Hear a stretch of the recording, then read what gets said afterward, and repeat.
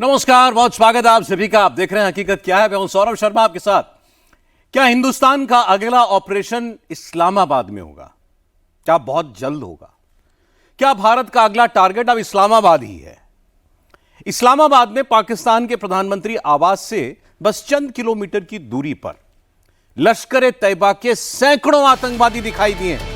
हाथ में माइक लेकर, बड़े बड़े लाउडस्पीकर लगाकर अगल बगल लश्कर के बड़े बड़े आतंकवादियों को खड़ा करके भारत पर हमले की नई धमकी दी गई है। हाफिज सईद की रिहाई की मांग की गई है। आतंकवादियों को मुजाहिदीन बताकर गर्दन काट देंगे, सर कलम कर देंगे, ऐसी धमकियां दी गई। एक हाफिज सईद नहीं, सैकड़ों हाफिज सईद की फौज खड़ी करने वाली बातें कही गई हैं। और इस बीच पाकिस्तान में लश्कर-ए-तैयबा के मदरसे एक बार फिर से खुल गए। मदरसों में छोटे छोटे बच्चों को सामने बैठाकर लश्कर के आतंकवादी हथियार चलाने की ट्रेनिंग देते नजर आए हैं। आप यह जानकर भी चौंक जाएंगे कि इस्लामाबाद में लश्कर-ए-तैयबा के आतंकवादियों को बाकायदा स्विमिंग पूल में तैरने की ट्रेनिंग दी जा रही है। पानी के अंदर सांस रोककर रखने की क्लास दिखाई जा रही है। और ये सब कुछ इनके फील्ड मार्शल मुनीर के ऑर्डर पर हो रहा है, हाफिज सईद के कहने पर हो रहा है। आज इसके सबूत कैमरे पर मिले। तो क्या ऑपरेशन सिंदूर पार्ट 2 का पहला असाइनमेंट इस्लामाबाद में पूरा किया जाएगा?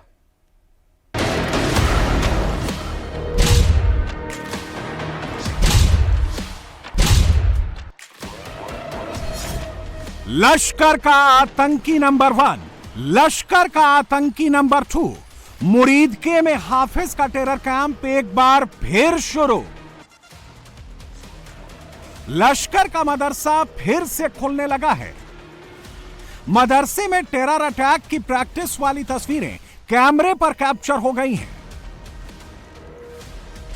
कराची, बहावलपुर, फैसलाबाद, लाहौर, इस्लामाबाद, लश्कर और जैश के कई आतंकी एक साथ एक मंच पर दिखे। आतंकियों ने खुद अपना वीडियो बनाया है, कैमरा घुमा घुमा कर बाकी आतंकियों को दिखाया है। आतंकी नंबर 1, आतंकी नंबर 2, आतंकी नंबर 3। सिर्फ 3 नहीं, 10 या 20 नहीं, लश्कर-ए-तैयबा के 100 से ज्यादा आतंकियों का वीडियो सामने आया है। पब्लिक के बीच गलियों से गुजरते हुए बड़े बड़े लाउडस्पीकर लगाकर पूरे लाव लश्कर के साथ माइक पकड़ पकड़ कर इन आतंकवादियों ने भारत को धमकाया है। हिंदुस्तान पर अगले टेरर अटैक का पन्ना पढ़कर सुनाया है। पाकिस्तान में खुल्लम खुल्ला एक साथ सैकड़ों हाफिज सईद को खड़ा करने का प्लान बन रहा है। अलग अलग लोकेशंस पर ट्रेनिंग शुरू हो चुकी है। मुरीदके में हिंदुस्तानी मिसाइल्स गिरे तो लश्कर ने मुरीदके में ही अपना दूसरा मेकशिफ्ट कैंप चालू कर दिया। हथियारों की ट्रेनिंग देनी शुरू कर दी।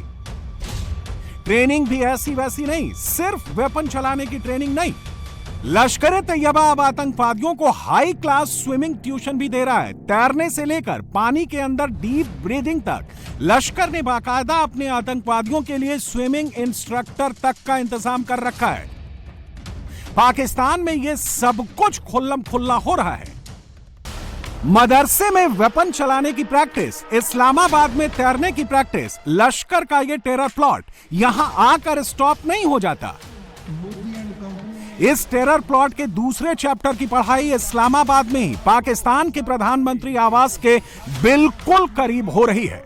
तस्वीरें देख लीजिए, 1, 2, 3, 4 अलग अलग फ्रेम में लश्कर से जुड़े कई चेहरे कैमरे पर दिख रहे हैं। लश्कर का पॉलिटिकल विंग, पाकिस्तान मरकजी मुस्लिम लीग सूट बूट वाले आतंकवादियों के हाथ में माइक पकड़ा के भारत पर अटैक की धमकी दिलवा रहा है।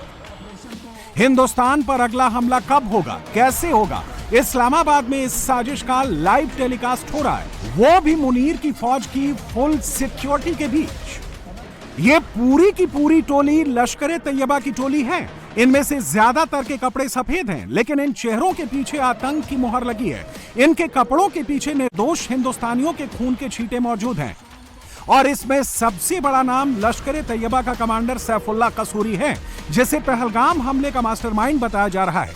ये लाहौर के करीब कसूर का रहने वाला है और पिछले कुछ दिनों में कई बार कैमरे पर नजर आया है और हर बार इसने मोदी का नाम ले लेकर हिंदुस्तान पर अगले हमले का प्लान बताया है। और लश्कर का यह प्लान कैसे आगे बढ़ेगा, इसका एक अंदाजा आपको इस्लामाबाद में लश्कर तैयबा के पॉलिटिकल विंग मरकजी मुस्लिम लीग के मंच पर खड़े होकर स्पीच देने वालों की बातों को सुनकर लग जाएगा। पाकिस्तान की राजधानी में लश्कर के आतंकी मिल रहे हैं, रोड शोज कर रहे हैं, बड़े बड़े लाउड स्पीकर्स लगाकर भारत पर हमले की धमकी दे रहे हैं, और यह सारा काम लश्कर के टॉप कमांडर्स और टेरर ऑपरेटर्स के ऑर्डर पर ही हो रहा है। आतंक के वो सारे बड़े नाम जो मुनीर की लाइफलाइन है, उनमें से ज्यादातर अभी जिंदा हैं, जिनमें सबसे पहला नाम आता है लश्कर के कमांडर सैफुल्लाह कसूरी का, जो पहलगाम हमले का मास्टरमाइंड है और इन दिनों पाकिस्तान में खुल्लम खुल्ला नॉन स्टॉप रैलियां कर रहा है। कुछ दिनों पहले ये लाहौर के करीब कसूर में दिखा। इसने लश्कर के कई टॉप आतंकवादियों के साथ मंच शेयर किया। स्टेज पर पहुंचने से पहले इस आतंकवादी का फूलों से ग्रैंड वेलकम हुआ और फिर इसने भारत के खिलाफ जमकर जहर उगला। अब इस सैफुल्लाह कसूरी पर हिंदुस्तान का टारगेट लॉक हो चुका है। हाफिज सईद से पहले कसूरी का ही नंबर आने वाला है। नरेंद्र मोदी पहले ही संकेत दे चुके हैं, लश्कर का जो आतंकी जिंदा है उन सबको एक एक करके मारा जाएगा। और इस लिस्ट में सबसे पहला नाम सैफुल्लाह कसूरी का ही है। और अब यह खबर पाकिस्तान में भी फैल गई है। कसूरी के साथ साथ लश्कर का चीफ हाफिज सईद भी अब ज्यादा दिनों तक जिंदा नहीं रह पाएगा। ये तस्वीरें कुछ दिनों पहले की हैं, जब कसूरी और हाफिज एक साथ पाकिस्तान में दिखे थे। हाफिज सईद पिछले कई सालों से लाहौर के जौहर टाउन में ही हाउस अरेस्ट है, लेकिन इसी साल अप्रैल के महीने में उसकी ये तस्वीरें सामने आई थी, जब पहलगाम हमले से कुछ हफ्तों पहले पाकिस्तान के कसूर में हाफिज सईद सैफुल्लाह कसूरी के साथ एक इफ्तार पार्टी अटेंड कर रहा था। इससे ये तो क्लियर है कि हाफिज इस वक्त भी पाकिस्तान में खुलेआम घूम रहा है, और अब इसका खुलासा भी एक पाकिस्तानी पत्रकार ने ही कर दिया है। कसूरी की तरह इस वक्त पाकिस्तान में हाफिज सईद के आतंकी बेटे हाफिज तलहा सईद की मूवमेंट भी काफी बढ़ गई है। तलहा सईद कसूर में भी दिखा, एक दूसरी लोकेशन पर भी दिखा, पाकिस्तान के टीवी चैनल्स पर भी दिखा, और अब इसकी लोकेशन भी ट्रैक हो चुकी है। रही बात मसूद अजहर की, तो जब से हिंदुस्तान ने बहावलपुर में मसूद का अड्डा उड़ाया है, तब से मसूद एक बार भी नहीं दिखा है।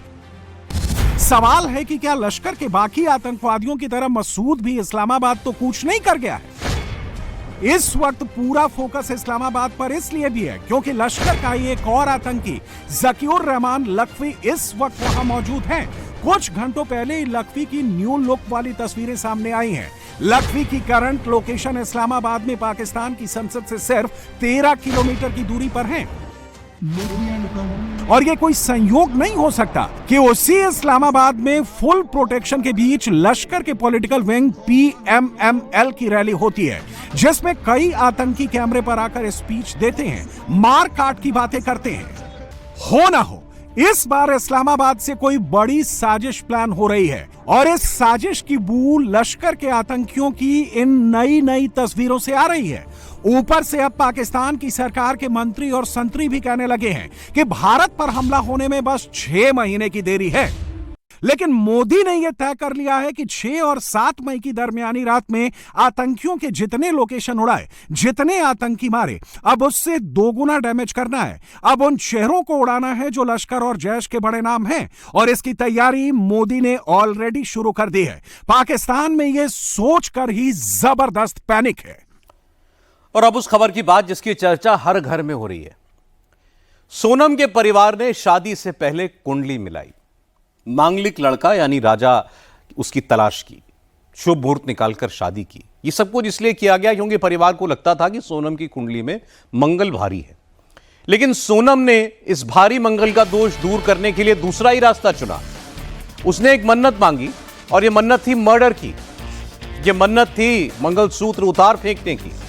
यह मन्नत थी राज कुशवाहा को पाने की। शादी से पहले सोनम राज को राखी बांधती थी। राज पूरी दुनिया के सामने सोनम को दीदी कहता था। दुनिया के सामने इन दोनों का यही रिश्ता था, लेकिन पर्दे के पीछे राज और सोनम के बीच कुछ और चल रहा था। और सोनम हर हाल में राज को पाना चाहती थी, और उसे पाने के लिए उसने इस मन्नत का सहारा लिया। एक ऐसी मन्नत की कहानी अपने पति राजा को भी सुनाई कि वो फंसता चला गया। खुशी खुशी सोनम के बिछाए मौत के जाल में चलता चला गया। क्या थी सोनम की यह मन्नत?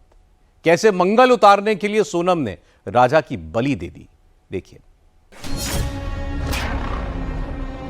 सोनम ने गुनाह कबूल कर लिया। सोनम का रेनकोट मिल चुका है। राजा के खून से सनी आकाश की शर्ट मिल चुकी है। मर्डर वेपन खोखरी सीज हो चुका है। मर्डर की साजिश कब रची, कहां रची, सुपारी किलर शिलोंग कैसे पहुंचे, सोनम के प्रेमी राज ने उगल दिया है। इस पूरी जो जघन्य अपराध हुआ है उसके पीछे सोनम और उसके जो प्रेमी है राज खुशवाई है। देखिए, हमारी जांच ने 5 लोगों की संलिप्तता जाहिर की है। उन 5 की गिरफ्तारी अभी हो चुकी है। तो आपने जिन 2 लोगों का नाम लिया है, डेफिनेटली उनकी गिरफ्तारी हुई है, पुख्ता सबूतों के बिना पर हुई है। तो उनकी इसमें इन्वॉल्वमेंट की हमारे पास पुख्ता सबूत तो हैं। 23 मई की दोपहर 2 बजे राजा के सिर पर विशाल ने खुखरी मारी। खून की तेज धार निकली। आकाश की शर्ट खून से भीग गई। सोनम ने शादी से पहले जो कहा, जो धमकी दी, वो ही किया। राजा को वैसी मौत दी जैसा उसने कहा था। सोनम ने जो है सोनम की मम्मी से उस टाइम पे झगड़े भी कर रहे थे और बोला भी था उसके अंदर, तो मम्मी तो मेरी शादी राज से नहीं कराओगे कभी, तो इसमें तुम शादी जिससे तुम मेरी शादी कराओगी तो इसमें अंजाम बहुत बड़ा होगा और आप लोग सब देखते रह जाओगे इसके अंदर। सोनम ने राजा के सिर पर पहला वार भी देखा, आखिरी प्रहार भी देखा, उसकी चीखें भी सुनी, उसे तड़पता भी देखा और खुद के हाथ से उसकी लाश को खाई में फेंक दिया।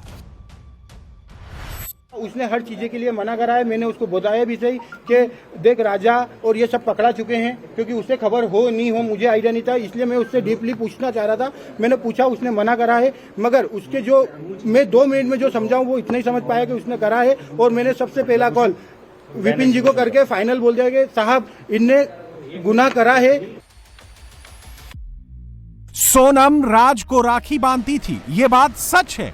राज कुशवाहा सोनम को सबके बीच दीदी बोलता था, यह भी सच है। दुनिया को दिखाने के लिए राज और सोनम भाई बहन का रिश्ता मेंटेन कर रहे थे। परमानेंटली हमेशा 24 घंटे सिर्फ दीदी दीदी बोलता था। ये कि उसके राज के जो घर वाले हैं, उसकी बहन माँ वगैरह, वो भी यही बयान दे रहे हैं, शायद मैंने जो मीडिया में सुना, तो दीदी ही बोलता था। और दूसरा, राखी बांधते थे ये 3 साल से, और मेरे खुद घर में हम दोनों साथ में बैठ के राखी बंधवाई है।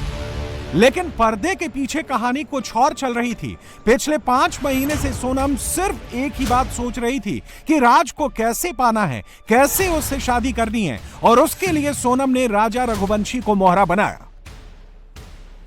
उससे परिवार को पूरा मालूम है, सबको मालूम है। और उसके बाद वो लड़के के घर में माँ बेटे का झगड़ा भी हुआ है। अच्छा। झगड़ा हुआ, माँ को वो चिल्ला रही है, गाली दे रही है, तूने मेरी जिंदगी खड़ा कर। माँ ने कहते आपको घर अच्छा मिला है। पहले उनकी मम्मी बोलती थी तो मेरी बच्ची जो संस्कारी है, बाद में शादी में बोलती है तो मेरी बच्ची सुनती किसी नहीं थी, गुस्से वाली थी, वो बात करती थी तो उसकी मतलब उसकी मर्जी चलाती थी। तो वो क्या ये सब चीज़ें उसकी माँ जो झूठ बोल रही है ना शुरू से एंड तक, वो अलग ही चल रही है। राजा से शादी करने से पहले सोनम जो सोच रही थी, शादी के बाद सोनम जो कर रही थी, उसका अंजाम क्या होगा, इसका अंदाजा सोनम को नहीं था। लेकिन राज को ऐन वक्त पर पता लग गया कि वो फंसने वाला है। सूत्रों का कहना है कि राजा की हत्या के लिए राज कुशवाहा खुद जाने वाला था। वो सुपारी किलर आकाश, आनंद और विशाल के साथ इंदौर स्टेशन भी पहुंच गया, लेकिन ऐन वक्त पर उसने मर्डर करने से मना कर दिया। सूत्रों का कहना है कि राज ने अपने दोस्तों को भी गुवाहाटी जाने से रोकने की कोशिश की, लेकिन विशाल नहीं माना। टिकट हो जाने, पैसे मिल जाने की दुहाई दी और घूमने के नाम पर आकाश आनंद को लेकर गुवाहाटी निकल गया। सोनम के प्रेमी राज को लगा होगा कि वो नहीं जाएगा तो मर्डर का प्लान कैंसिल हो जाएगा, लेकिन सोनम के पास प्लान ए नहीं, प्लान बी, सी और प्लान डी सब रेडी थे। उसने तय कर लिया था कि राजा किसी भी सूरत में शिलोंग से जिंदा नहीं आएगा। वहाँ अंधेरा पड़ने लगा, तो उनका प्लान कैसा था कि अब कल करना, आज नहीं। अच्छा, प्लान बी उसी ने बनाया प्लान जी। कि अंधेरा पड़ गया और ऐसा नहीं हो पाएगा, अब कल देखेंगे। 22 मई को राजा की जान बच गई। 23 मई को भी राजा की जान बचने वाली थी। सूत्रों का कहना है कि चढ़ाई चढ़ते हुए सुपारी किलर थक गए थे, ऐन वक्त पर राजा को मारने से मना कर दिया था। तब सोनम ने सुपारी की रकम बढ़ाकर 20 लाख की। साफ कह दिया कि राजा को हर हाल में मारना ही होगा, अभी मारना होगा। और अगर उस वक्त राजा सुपारी किलर से बच जाता तो भी सोनम उसे छोड़ने वाली नहीं थी, क्योंकि सोनम के पास अगला प्लान रेडी था। सुपारी किलर अगर राजा को नहीं मारते तो सोनम राजा को पहाड़ी से धक्का देने वाली थी। सोनम का प्लान यह था कि राजा को खाई में गिराकर मार देगी, स्थानीय लोगों पर लूट और हत्या का आरोप लगाएगी। सोनम हत्या के बाद सीधे इंदौर पहुंची, राज कुशवाहा से मिली। परिवार का कहना है कि राज ने इसके बाद उनके घर की रेकी की, जिससे पता लगाया जा सके कि मीडिया में क्या चल रहा है, पुलिस क्या कर रही है।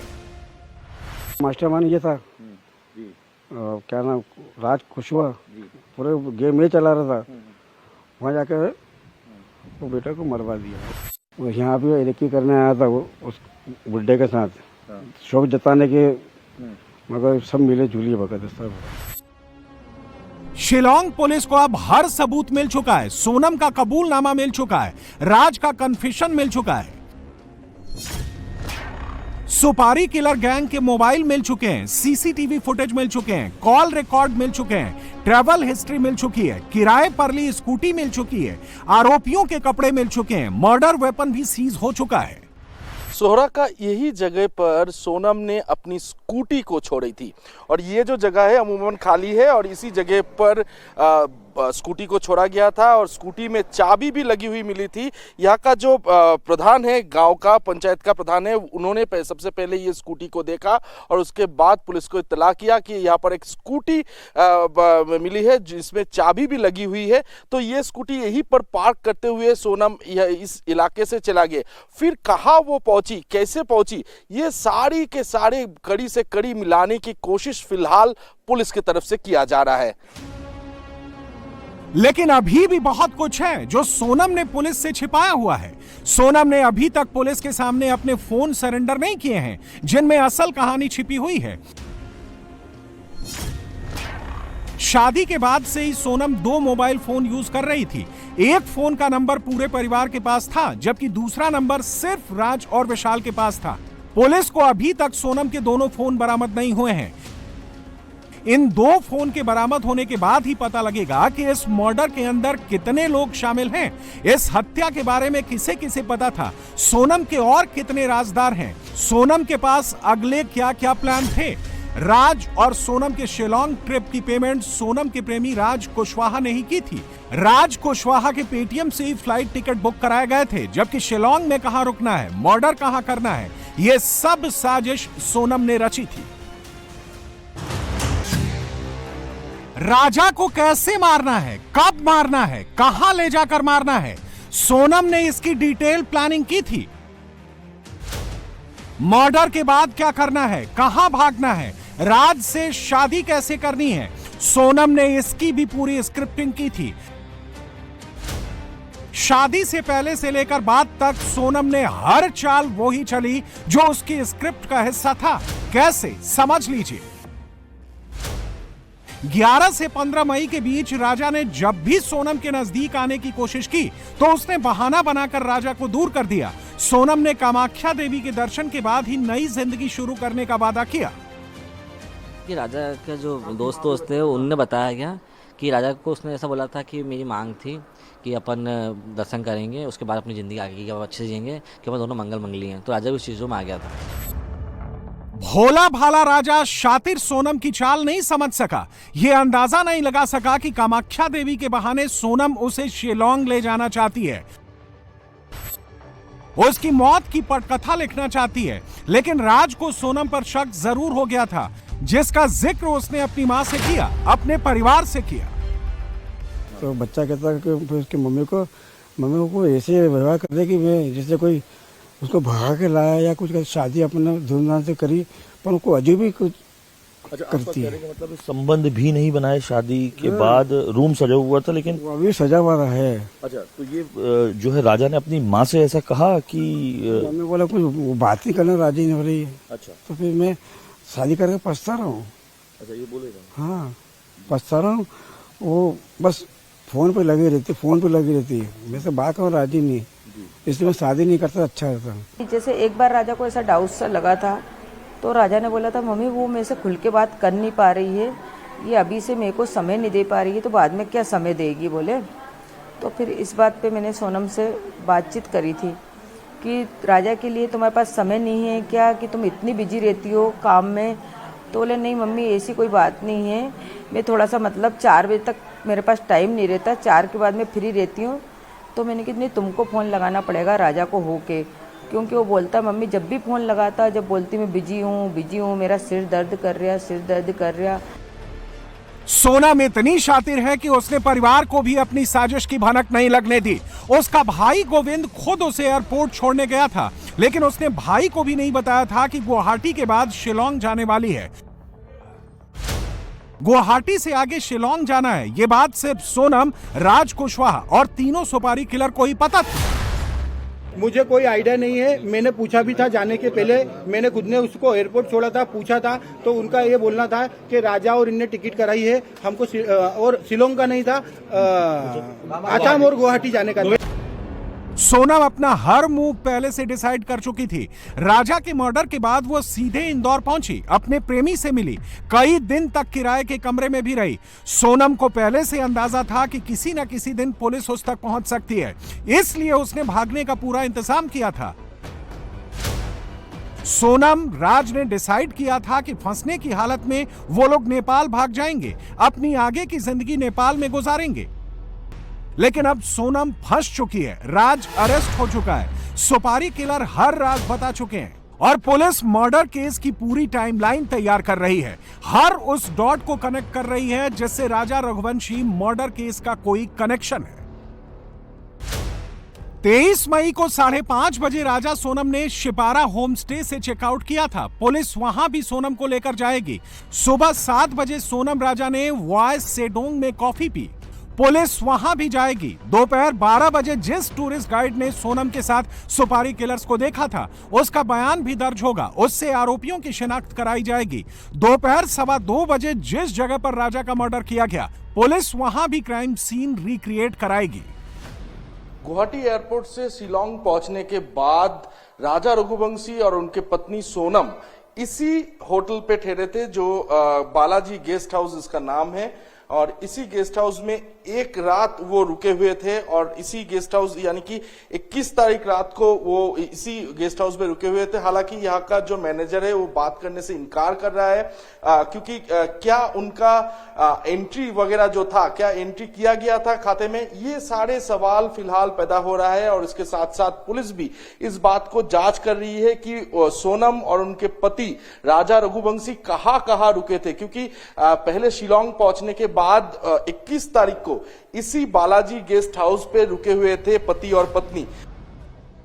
पुलिस हर उस कड़ी को जोड़ रही है जिसका इस केस से कोई लिंक है, हर उस शख्स तक पहुंच रही है जो राज कुशवाहा और सोनम से जुड़ा था। इंदौर में जिस किराए के रूम में सोनम रुकी थी, वहां उसकी किसने मदद की, इसकी जांच होना बाकी है। सोनम इंदौर से वाराणसी गई थी, उसे किसने पहुंचाया, टैक्सी किसने हायर की, इसकी भी जांच होगी।